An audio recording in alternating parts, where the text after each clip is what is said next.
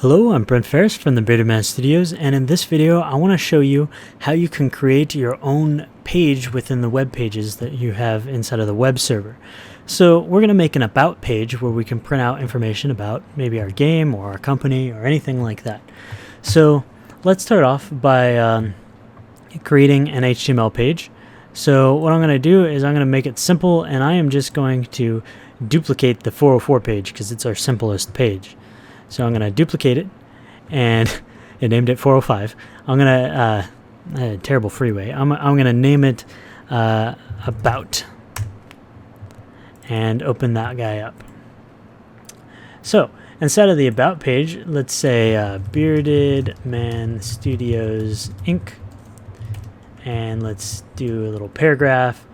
The creators of Forge Networking. Email us at mail to support at beardedmanstudio.com. And there we go. So that's going to be our web page. It's just going to be about. So if we jump back into Unity, you'll notice that if we start the server and we go to about,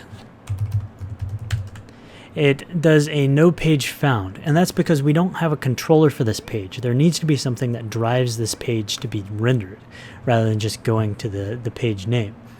So we're actually going to make that controller. If you go to controllers and create a new script, or if you want to, you could just duplicate the page not found one and update it. So I'm going to do that because it's the easiest way. I'm going to duplicate page not found. I'm going to get an error because, duplicate class name. I'll call this about, and let's open it up. So let's change this page not found to about. And I'm going to save it and load up Unity so it can compile it. First, I need to make sure the constructor changes its name as well. Then I go to Unity and compile it. So now that our page has been compiled, we can come back. It'll load up correctly. And I would like to note that the about does not have to be named exactly the same as the about.html. And we'll see why. By the power of video, I have restarted Visual Studio, because I needed video powers in order to be able to do that. So, as I was saying, the about.cs, the class, the controller for about, does not need to be the same name as about. I could have called this pickles if I wanted to, and this could still be named about. The key concept here is the render function and the present HTML. Instead of presenting 404, we're going to present about. And if this about.html was called pickles.html, we would present pickles here. We do not need to write the extension HTML. It already understands that. So let's go over here. Let's check it out. So let this compile. And now let's run our web server. Just the server. Now if we go to about, it's going to load up that page we created. Bearded Man Studios Inc., the creator of Forge Networking. Email us at support@beardedmanstudios.com. So, of course, the name of the controller is what's important. So this about corresponds to this about, and upper and lower case doesn't matter in this case, this particular case, at least for the first letter. So the convention is that you just make it uppercase on each word, like Pascal.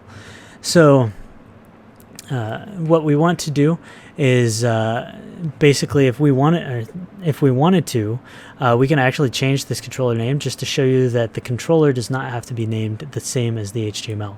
So I'm going to change this to about us, and of course I'm going to have to change the this stuff. The class name. No, I don't want to save. That would save about. I need to edit about us. So about us will now be the class name. Now let's jump back and start up our server. And you'll notice that I didn't change the HTML page about. So if I reload this, I'm going to get a 404. It doesn't exist. However, if I go to About Us, Doesn't matter. I just want to show that either one works. About us, you'll see that that's where the page is. So the actual controller class name is what would actually drives what the URL is. And of course, if I wanted to create an action where I rendered a different HTML page, so we'll call this about, and then let's create another one, and we'll call it about me. So I'll just call it about me.html.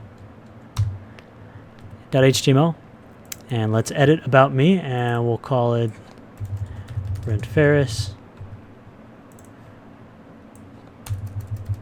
I program stuff, yo. Let's take that part off. I program stuff. So that's what this one's going to say. So inside of our about us controller, I'm going to put public string, and I'll call it me.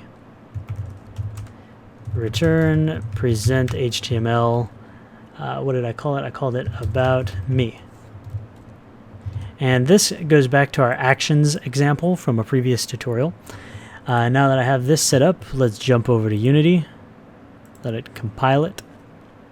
So now we're actually going to be presenting two different HTML files based on our action. So if I come over here and I go to About Us, it's going to show the standard Bearded Studios. And if I go to About Us/me, as shown before, oh, I have an error. So looking at the code, what I'm missing is actually my arguments to me. So the actions require the arguments. So params, string, array, args. This is if we call the controller with some extra arguments. If you want to see an example of this, the console controller actually shows you how these arguments are used. So if you watch the video on how to extend the console, it's basically the same idea. The console is a controller. It's a page controller. It's used for REST requests, and basically you just pass it actions.